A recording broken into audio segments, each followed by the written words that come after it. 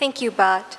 I'd now like to welcome Christine de Lille, Professor, Innovation Networks, Faculty of Business, Finance and Marketing at the Hague University of Applied Sciences.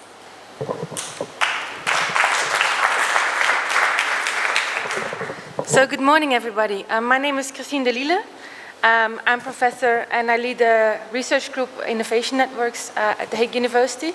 I also work at Delft University of Technology, so I have a joint position.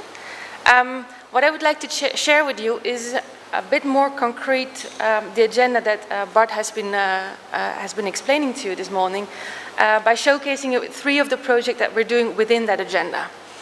I'm going to focus on the left side, on the design for change, so the systemic change, and apply it to 3 different kind of fields.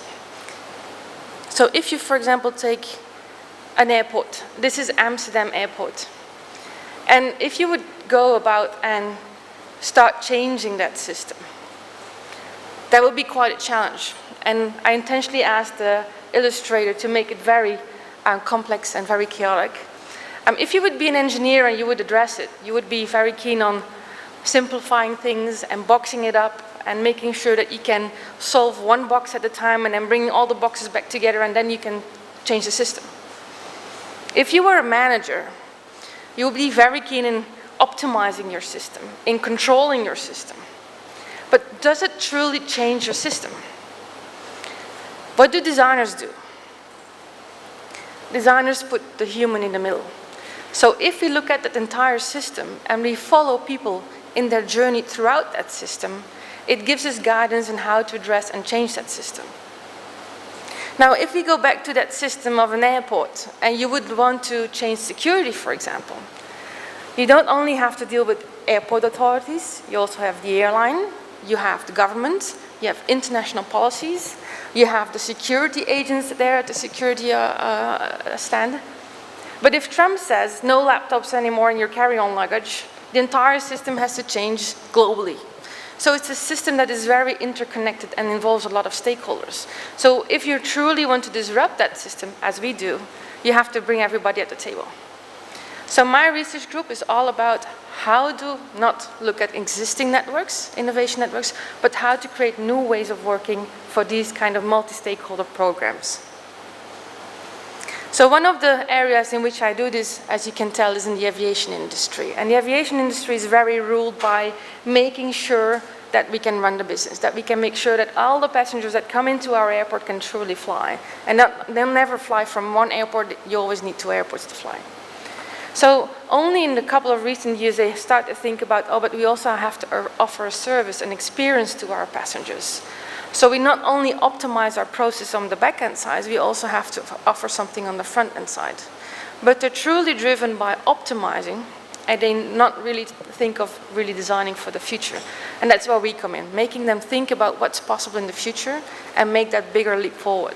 We're still flying in the same system from Pan Am in '74, still flying in rows in the aircraft. And not much has changed except for adding some screens in the chairs before.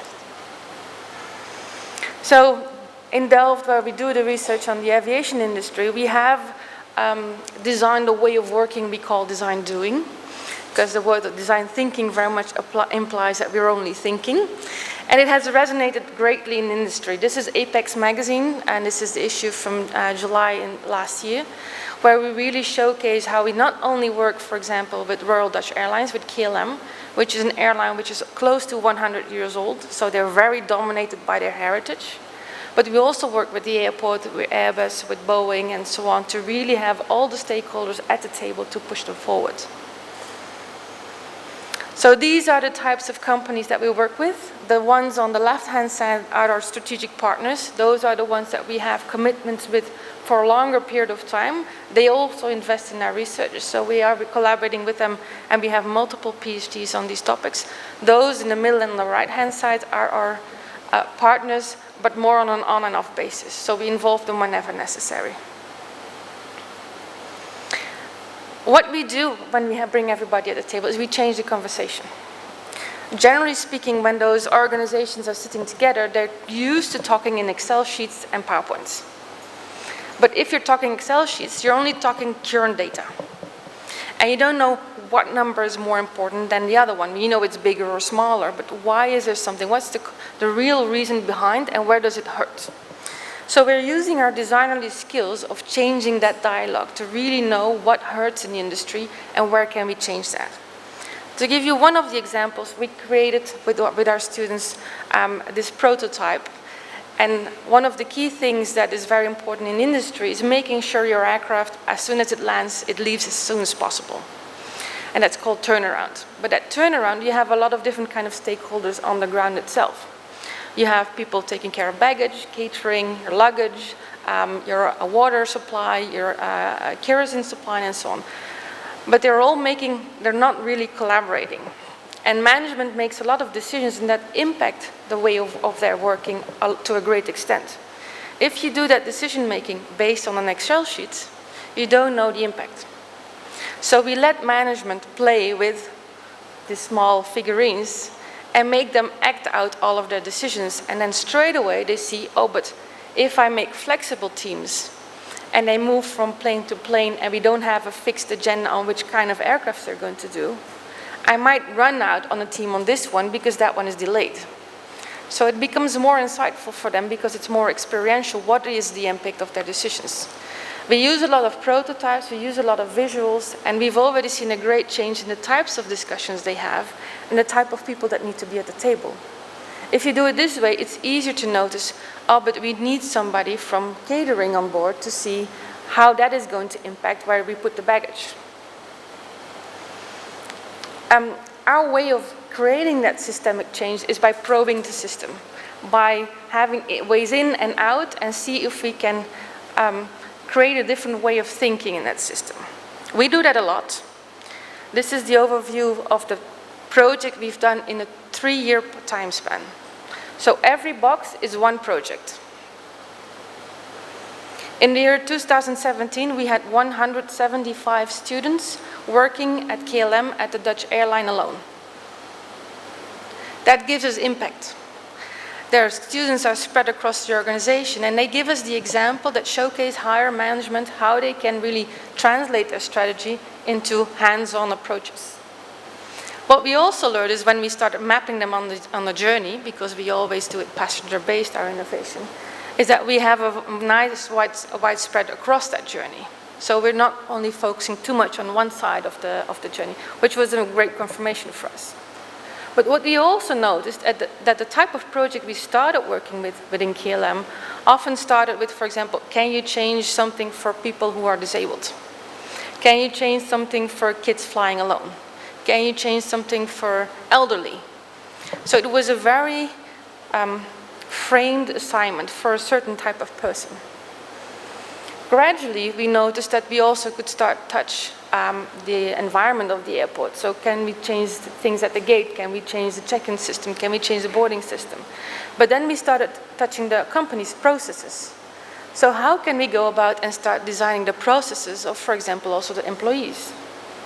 But if we're, for example, thinking of digitizing the processes of the employees, then we're getting close into the operational processes and the strategy of the company. And we're making things possible. So where we started often at the bottom, we started moving upwards. So from the operations, we started moving to strategy. And once we were able to support higher management of what decisions to make and what the impact of the decisions is, then we could do more at the bottom in the operation. So if we could digitize employee processes, it would open up a lot of room for opportunities to address more things using design. Knowing that and being aware of the impact of every single project that we have, and by bundling them and putting them together, has made us able not to only probe the system, but actually change the system. So these are some of the examples of the projects and the richness and the diversity of the project we've been doing over the last couple of years. And then you see that it is a multitude of types of design. So we've both been addressing industrial design, service design, experience design, and also strategic design. But we've not only been working on student projects, we've accompanied it with research projects, with going to the industry conferences, by sharing our experiences, by having courses not only for the students but for the industry themselves, because they noticed our students had a different way of working and they wanted to learn that too. And where in the first year we had R&D engineers joining our students, the next year the sales team was joining us, and the year later management was joining us. And for the students it was a great experience to learn from these people in the industry, and from the industry they could put their assignments, their struggles and where it hurt for them straight up for the students and address them together. We even got an actual aircraft on our campus to really do more testing and be able to try out more things. This is one of the key industry conferences, what kind of speakers they had, the contributors.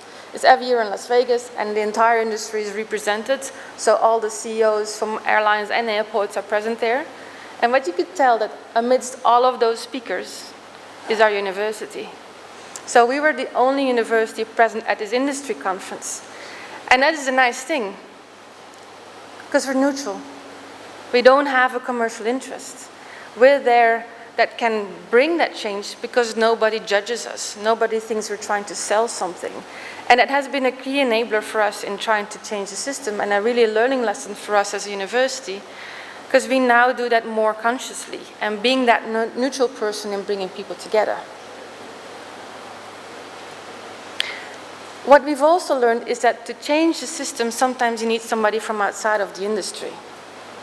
One of the topics we addressed was baggage.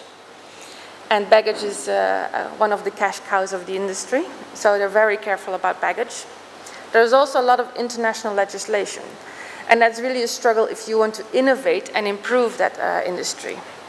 So we brought together a whole bunch of stakeholders and put them around the table to see, can we really disrupt the system? For example, imagine that in the Netherlands, there's a lot of people coming to your doors. There's the meal delivery, there's the shopping delivery, there's the postal delivery. So on a daily basis, there's a lot of people that can come to your door to drop things off. What if you can give your luggage already to one of those people and have it delivered through postal service straight to your hotel of destination? It saves you a lot of hassle with taking it to the airport, getting it to security, having to wait for it, and then having it to take it to with a cab or whatever to your hotel. So you only need your carry-on luggage.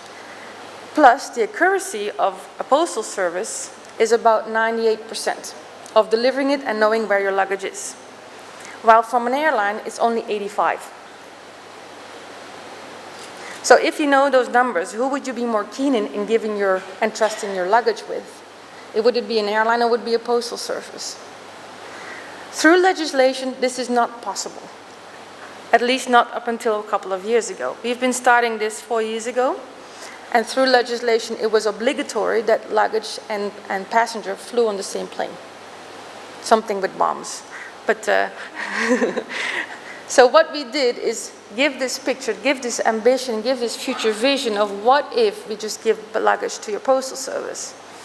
When we started talking about that with our stakeholders, they were very keen on, no, because that's our cash cow. We're not giving away our cash cow to the postal services. But when we started sharing the story of what if this was possible, wouldn't it be nice if people from the passenger terminal Amsterdam came to us, that is very interesting for us. They're a cruise terminal. They always have ships with a couple of thousand passengers with luggage that all need to go to the airport. And it is often that luggage that is hindering them from visiting the city for that last day and being able to walk around.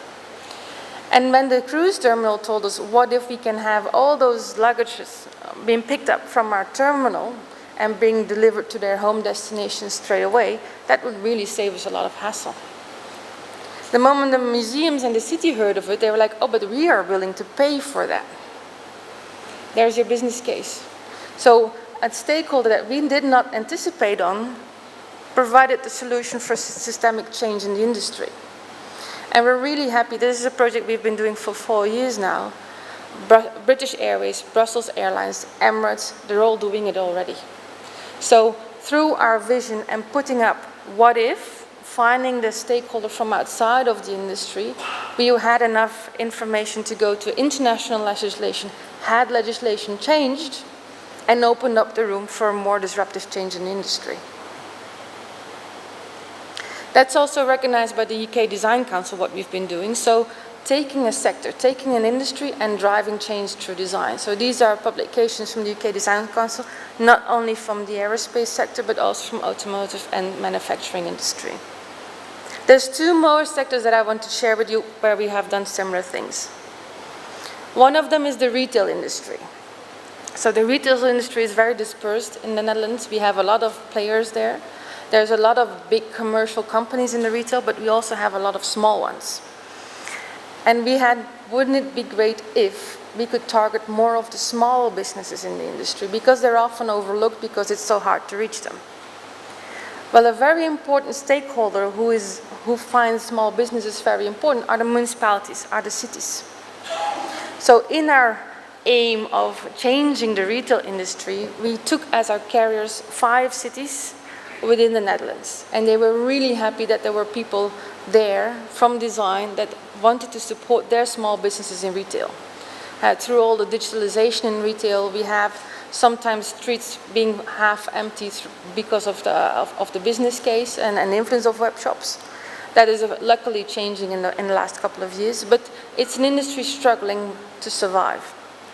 We partner up with the branch associations, we partner up with digital providers like Salesforce, we partner up with the branch association from all supermarkets, and we also partner up with, for example, the unions and the Chamber of Commerce in making this possible. But then you have this big group of partners. How do you go about with changing the system? Well, our solution was to make it local, to make the network and the change experiential. And that's why we've created 6 retail labs, and we have received funding to add 5 more in 2019. We started this in September, so we're still quite a new project. And we have 6 labs in 6 different places. Actually, one is not in a place, it's a mobile lab, so we can change place continuously. So people can find us in the streets. We use an empty shop to put our shop in, or we have a pop-up store to bring it there. And every of those labs has a different kind of focus and different kind of partners involved. Through localizing and being found and being able to work with the streets or with an area and really work with the entrepreneurs, with a lot of our students, it really creates that movement with the small business owners. They get from the students within 1 week time a new business proposition, or they say, I need help with digitizing, can you help us? And then the students help them for a couple of weeks. And at the end they feel like I've been concretely helped. It gives us a lot of information on how we can share that knowledge to other retailers in the Netherlands. This is a couple of images. So we really partner up with the local small businesses. We have, for example, IT students that follow the retailer for a period of 1 week to see what are the digital problems that they have and make sure in the next week they already have the solutions. Sometimes an industry needs a reframing of their problems. So the next industry that I would like to present to you is the food industry. And we address the food industry within one of these funding schemes that Bart talked about. This is the National Science Agenda. In the Netherlands, bottom up, they really looked from everybody, what are the questions you have? What do we need as information for the future to be future-proof as a society? And they came up with 24 themes, 24 topics that we really need to have change. And one of them is circular food production. So we've been working with the agri-food sector and see how we can aid them in being more innovative for the future. This funding scheme is very much aimed at creating systemic change, and it's not only from the knowledge institutes, it also includes creative partners, the industry itself, citizens are very important, and societal organizations. So our challenge was, if we want to change the agri-food sector, who do we need and what do we need to do? This is how the sector itself sees the 8 game changers for the industry. And it ranges from turbosynthesis towards closing the cycles to gain more diversity in our food production. But if you look at it, it is very technology-driven. The foods industry, the agri-food industry in the Netherlands is extremely technology-driven. We have horticulture, the glass houses, types of growing mechanisms. It's all very driven from technology. And it causes that we sometimes think too much from trying to push something up to our citizens and not thinking, what do people actually need? So taking our design expertise, we reframed it. So what would any person like us really want from food? What type of food do we want? So we reframed it as following. What if you could have anywhere where you are within 30 minutes, not only circular food, but it's also healthy, and most important of all, it's affordable. And you could change the system by, if you think it from a 30-minute approach, not depending on how you get it, you could really think of what if you could sit down, if it was a takeout or if it's a prepare, you can leave it open. Why we have chosen this ambition specifically is because it breaks out of the silos. We're not thinking traditional current system anymore, we're thinking new system opportunities. So it allows us also to rethink what would then a supermarket look like? What would our kitchen look like? And what would the school lunches and office canteens look like if you have food within 30 minutes at your disposal? So we're looking to reframe ambitions of a sector in order to enable more disruptive innovation and to get away from the existing system. So in redesigning the system, we also think of new types of configurations.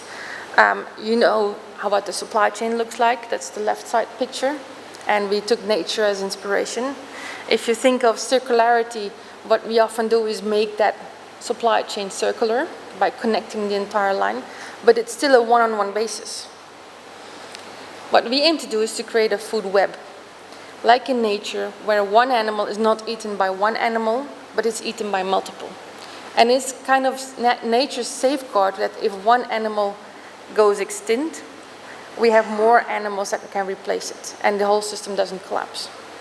So we've tried to rebuild that also to organizations. How can organizations collaborate in a manner that if one organization steps out, others can still fill the gap?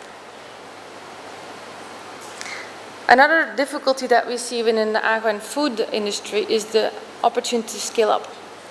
So how do you make your business bigger? This is the interior of the Hague University. We have 26,000 students. It's a general university, so it ranges from law and European studies to IT and design.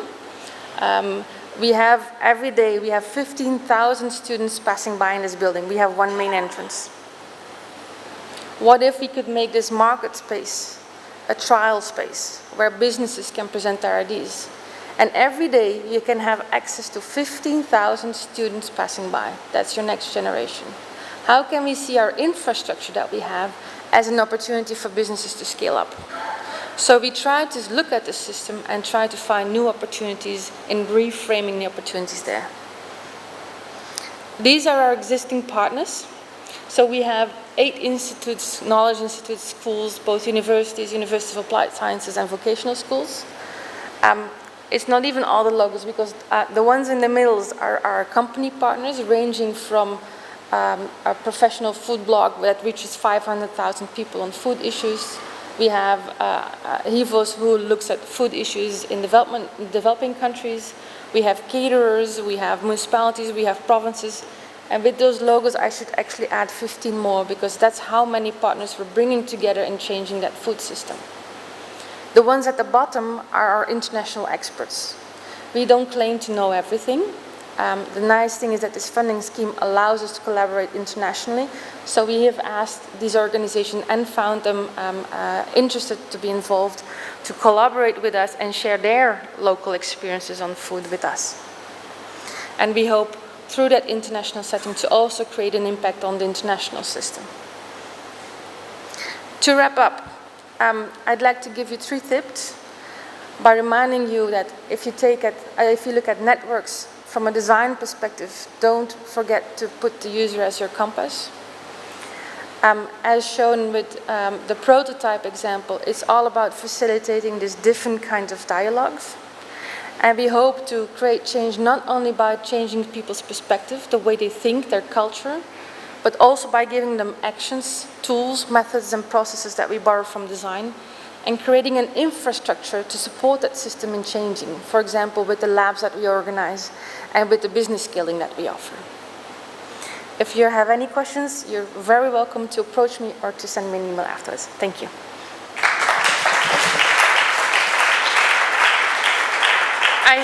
I have one more thing. I have this card set with me, and I brought about 25 copies of them, and they're at the table over there. They're cards, and each of the cards has a skill that designers use and that we use in our collaborations of how can we now approach things differently, what do designers do and bring, so it helps us to communicate how we work, and I hope it can inspire you to do something differently in your own practice as well. They're up on the table for you to get.